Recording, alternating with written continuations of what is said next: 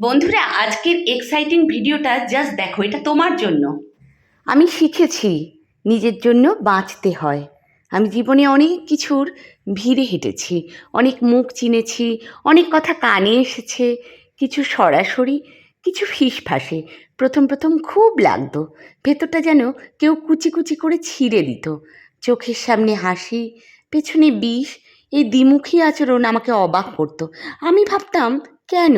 আমি তো কারো ক্ষতি করিনি, আমি তো সবাইকে আপন ভেবেছিলাম। তারপর একদিন বুঝলাম, সবাই আপন হয় না, সবাই আপনার ভালো চায় না।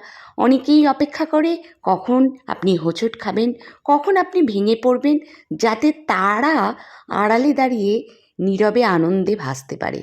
এবার থেকে আমার গল্প আমি লিখব। আমার ব্যর্থতার মালিকও আমি, আমার সাফল্যের মালিকও আমি।